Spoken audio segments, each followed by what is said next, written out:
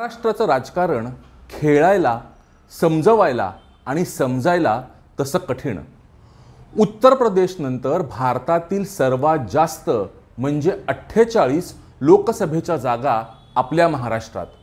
सहकार चळवळीच्या माध्यमातून प्रत्येक भागात विविध प्रकारचे वजनदार नेते, मुंबईच्या कॉर्पोरेट जगताचे प्रश्न, जनतेच्या अमर्याद समस्या, सत्तेची रस्सीखेच, विकास कामांमधले अडथळे, विरोधकांपेक्षा स्वकीयांचाच जास्त उपद्रव आणि बरेच काही. थोडक्यात काय तर महाराष्ट्राचा मुख्यमंत्री होणं हे येऱ्या गबाळ्याचं काम नाही. आणि याच परिस्थितीवरती मात करत मागील अनेक दशकं महाराष्ट्राच्या राजकीय पटलावरती प्रकाश आणि प्रभाव एकाच व्यक्तीचा, होय म्हणजेच शरदचंद्र पवार साहेबांचा. सत्ता सरकार कोणाचंही असो, सत्तेच्या चाव्या या फक्त पवार साहेबांकडेच. पवार साहेबांनी घरं फोडली, अनेक पक्षांना खेळवलं, झोपवलं, संपवलं, पाठीत खंजीर खुपसण्यापर्यंत त्यांच्यावरती आरोप देखील झाले. पण राजकारण म्हटलं की हे सगळं होणारच आणि त्यासाठी आपण केवळ पवार साहेबांना दोषी धरू शकत नाही. मग 2014 हे वर्ष उजाडलं. मोदी युगाचा प्रारंभ झाला आणि महाराष्ट्राच्या राजकारणात पवार साहेबांच्या एकहाती सत्तेला आवाहन देणाऱ्या खेळाडूचं नाव होतं देवेंद्र गंगाधरराव फडणवीस. महाराष्ट्राच्या राजकारणात देवेंद्रोदय कसा झाला आणि पवार साहेबांच्या राजकारणावर त्यांनी कशी कडी केली किंवा प्रयत्न केला, याच विषयावरती आज आपण बोलणार आहोत. नमस्कार मंडळी, मी अनिरुद्ध आणि तुम्ही बघत आहात दर्पण. दर्पण एक परिपूर्ण विश्लेषण. या विषयावरती बोलताना आपल्याला कुठल्याही नेत्याबद्दल अपशब्द किंवा त्यांची प्रतिमा मलिन करण्याचा आमचा उद्देश नाही, हे लक्षात घ्या. मुख्यमंत्री झाल्यानंतर पहिली 1.5-2 वर्ष देवेंद्रजींनी गो स्लो किंवा slow and steady wins the race हा फॉर्म्युला वापरला. त्या काळात त्यांनी मंत्रिमंडळावरती, ब्युरोक्रेसीवरती पकड मिळवली. मित्र कोण, शत्रू कोण ते ओळखलं आणि विरोधकांपेक्षा स्वपक्षातील शत्रू किंवा थ्रेट्स यांना पद्धतशीरपणे बाजूला काढायला सुरुवात केली. त्यानंतर एकीकडे सामनातून मोदी साहेबांवरती दररोजचा होणारा हल्ला, तर दुसरीकडे लाखांच्या संख्येने निघणारे मराठा बांधवांचे मोर्चे. प्रसंग तसा बाका, पण देवेंद्रजींनी मराठा आरक्षण विधेयक आणलं, ते हायकोर्टात टिकवून दाखवलं. हे सगळं एकीकडे होत असताना दुसरीकडे ते केंद्राच्या योजना इफेक्टिव्हली राबवत होते. शेततळी हा तर त्यांचा ड्रीम प्रोजेक्ट. मुंबई, ठाणे, पुणे, पिंपरी चिंचवड, नागपूर याच काळात या सगळ्या शहरांमध्ये मेट्रोचं जाळं विणण्याचं कामही सुरू होतं. आणि फॉरेन डायरेक्ट इन्व्हेस्टमेंटमध्ये महाराष्ट्र नंबर 1 वरतीही देवेंद्रजींनीच नेऊन ठेवला. बरं, आता हे सगळं ऐकलं की आम्हाला मोदी मीडिया, गोदी मीडिया, अंधभक्त वगैरे कमेंट्स काही मंडळी करतीलच. काहींना आमची मतं पटतील, काहींना पटणार नाहीत. पण कमेंट्स करताना थोडीशी डिग्निटी ठेवा, हीच मी विनंती करतो. बरं, आता आपण पुढे जाऊया. देवेंद्रजींनी आपल्या सहकाऱ्यांच्या मदतीनं काँग्रेस आणि राष्ट्रवादी काँग्रेसमधल्या सिलेक्टेड नेत्यांचं भाजपामध्ये जोरदार इन्कमिंग सुरू केलं.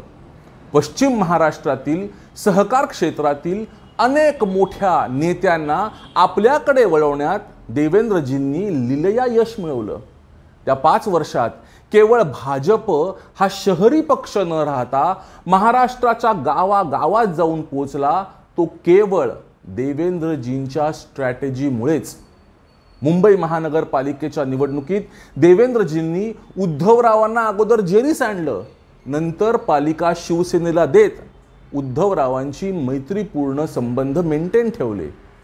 राऊतांच्या सामनामधील टीकेला एकीकडे इग्नोर केलं आणि मुख्य म्हणजे शिवसेना असो, काँग्रेस असो किंवा राष्ट्रवादी काँग्रेसच्या आमदारांना कधी विकास निधी देऊ केला, तर कधी त्यांची अडकलेली रखडलेली कामं करून दिली, तर कधी ज्याला जे इंजेक्शन लागू पडेल ते देऊन त्याला आपलंसं केलं. मंडळी, हे सगळं होत असताना पवार साहेबांचा महाराष्ट्रातला एकछत्री अंमल हळूहळू कुठेतरी कमी होत चालला होता. 2019च्या लोकसभेच्या 48 पैकी 42 जागा जिंकत देवेंद्रजींनी महाराष्ट्रातला भाजपाचा चेहरा म्हणजे तेच आहेत हे सिद्ध केलं. पण पवार साहेबांना देखील याच मातीतल्या राजकारणाचा चांगला 60-65 वर्षाचा अनुभव होता. अनेक नेत्यांना असमान दाखवलेल्या पवार साहेबांनी 2019च्या विधानसभेच्या निकालानंतर महाविकास आघाडीचा डाव यशस्वी करून दाखवलाच. शिवसेना, राष्ट्रवादी काँग्रेस यांची एकत्र सत्ता आणली. उद्धवरावांकडे मुख्यमंत्रीपद, सत्तेच्या सगळ्या चाव्या म्हणजे सगळी महत्त्वाची पदं राष्ट्रवादीकडे, आणि काँग्रेसच्या तोंडाला पानं पुसली. यालाच म्हणतात पवार साहेबांचं राजकारण. पण त्या 2.5 वर्षात विरोधी पक्षनेते म्हणून देवेंद्रजी आणि प्रवीण दरेकर यांनी उद्धवरावांच्या सरकारला दे माय धरणी ठाय अशी वेळ आणली. देवेंद्रजींनी उद्धवरावांच्या सरकारच्या विरोधात दररोज भ्रष्टाचाराची नवनवीन प्रकरणं, सुरक्षेचे इश्यूज, सचिन वाझे यासारखे अनेक पेनड्राईव्ह बॉम्ब फोडले.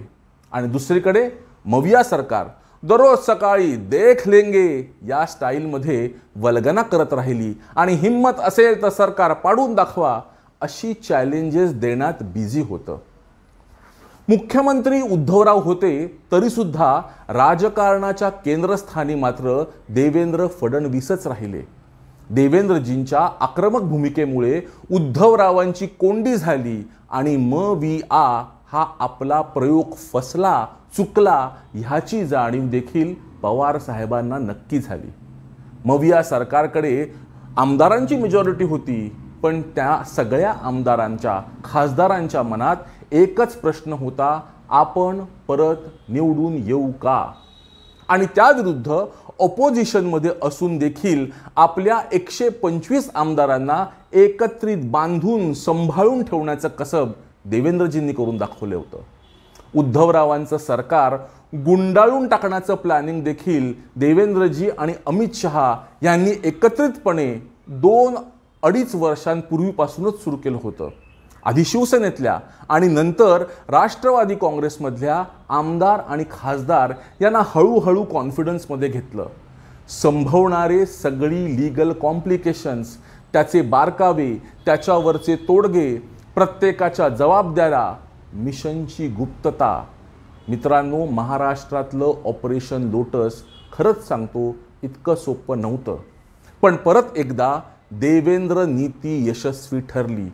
कोणालाही काहीही कळायच्या आत आधी शिंदे साहेब आणि नंतर अजितदादा नुसते बाहेरच पडले नाहीत, तर उद्धवराव आणि पवार साहेबांना नवीन पक्ष, नवीन चिन्ह म्हणजे थोडक्यात काय तर पुनश्च हरिओम हे करायला भाग देखील पाडण्यात आलं. आज शिंदे साहेब, देवेंद्रजी आणि अजितदादा अजून तरी एकमेकांना पूरक राजकारण करताना दिसत आहेत. सरकार चालवताना किंवा या सरकारच्या सुद्धा अनेक जबाबदाऱ्या पेलवताना देवेंद्रजींची भूमिका ही अतिशय क्रुशियल आणि क्रिटिकल राहिलेली आहे. 2024 लोकसभेची निवडणूक ही मोदी विरुद्ध इंडी आघाडी म्हणजेच मोदी साहेब विरुद्ध राहुल गांधी अशी जरी असली तरी महाराष्ट्रामध्ये अजून एक सुप्त लढाई आहे आणि ती सुप्त लढाई म्हणजे शरदचंद्र विरुद्ध देवेंद्र. महाराष्ट्रातलं भाजपाचं तिकीट वाटप जर तुम्ही बघितलं तर बहुसंख्य मंडळी ही देवेंद्रमयच दिसतात. मेनस्ट्रीम मीडियामध्ये वरवर महायुतींच्या जागा वाटपामध्ये कमालीची रस्सी खेच आहे असं दररोज दाखवण्यात येतं. अजूनही चांगल्या 8-10 जागांवरती महायुतीच्या उमेदवारांची घोषणा झालेली नाही. काय वाटतं, हे खरं असेल? माझ्या दृष्टीनं सगळे उमेदवार अगोदरच फायनल झालेले आहेत. पण माढ्यामध्ये निंबाळकरांच्या उमेदवारीमुळे मोहिते पाटलांची नाराजी ओढवली. ऐन वेळेला भाजपाची धावपळ झाली. तशी धावपळ इतर कुठेही होऊ नये म्हणून अगदी शेवटच्या क्षणी उमेदवार जाहीर करण्यात येत आहेत. याला म्हणतात देवेंद्र भाऊकी राजनीती. बारामतीमध्ये सुप्रियाताई विरुद्ध सुनेत्रा वहिनी, हर्षवर्धन पाटील, विजयबापू शिवतारे यांचा सुनेत्रा वहिनींना पाठिंबा आणि त्यासाठी देवेंद्रजींची शिष्टाई बघता बारामतीचा पेपर यावेळेस सुप्रियाताईंना आणि पर्यायाने पवार साहेबांना खरोखरच अवघड जाईल असं आत्ता तरी वाटतंय. मवियाच्या रेषेला टच करून आलेले महादेव जानकर असोत किंवा उत्तम जानकर, अशोकराव चव्हाण, फडणवीस साहेब एकामागून एक राजकीय डाव टाकत आहेत, यशस्वी होत आहेत आणि मविया जास्तीत जास्त हतबल दिसत आहे. एकटे पवार साहेबच त्यांच्या पक्षाच्या 10 जागांवरती भाजपाची डोकेदुखी निश्चितपणे वाढवत आहेत. पवार साहेबांचा राजकीय अनुभव ऋषितुल्य आहे. एखाद्या तरुणाला लाजवेल इतकी धावपळ ते याही वयात करतात. पण मित्रांनो, शेवटी प्रत्येकाला वयाच्या लिमिटेशन असतातच. तर दुसरीकडे महायुतीमध्ये राज ठाकरे नावाची एक खरी मराठमोळी मुलूख मैदान तोफ सामील झालेली आहे. राज साहेबांनी महायुतीमध्ये येण्यासाठी प्रारंभीच्या चर्चा, त्याचं ग्राउंड सेटिंग आणि भेटीगाठींचा सिलसिला देखील देवेंद्रजींनी 1.5 वर्षांअगोदरपासूनच सुरू केला होता. आय एम व्हेरी शुअर देवेंद्रजींनी महाराष्ट्रातल्या प्रत्येक मतदारसंघाची गणितं आधी समजून घेतली असणार आहेत. यावेळेस पन्ना प्रमुख, अर्धपन्ना प्रमुख याचबरोबर दर 10 मतदारांमागे एक कार्यकर्ता हे गणित आणि त्याला संघाची साथ. देवेंद्रजींचे अथक परिश्रम, त्याला शिंदेसाहेब आणि अजितदादांची मोलाची साथ, वाढलेल्या मतटक्क्याचा फायदा आणि सर्वात महत्त्वाचं म्हणजे मोदीजी की गॅरंटी, हाच देवेंद्रजींचा महाराष्ट्रासाठीचा गेम प्लॅन दिसतो.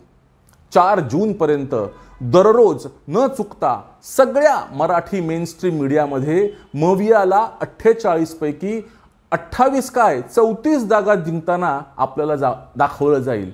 पण 4 जूनला मात्र महायुतीला 48 पैकी कमीत कमी 42 जागा बारामती सकट मिळतील. महाराष्ट्राच्या राजकीय असमानतातील एकछत्री अंमल कदाचित संपेल आणि आपल्या मित्र पक्षांना एकत्रित घेऊन जाणारा, विकासाची कास धरणाऱ्या अशा नेत्याचं नाव किंवा बोलबाला होईल. आणि त्या नेत्याचं नाव असेल अर्थातच देवेंद्र, सरिता, गंगाधरराव फडणवीस. मित्रांनो, व्हिडिओ आवडला तर लाईक करा, तुमच्या प्रतिक्रिया आम्हाला सांगा, चॅनलला सबस्क्राईब करा आणि तुमच्या मित्रपरिचितांना आमच्याबद्दल नक्की सांगा हीच विनंती. धन्यवाद. जय हिंद, जय महाराष्ट्र.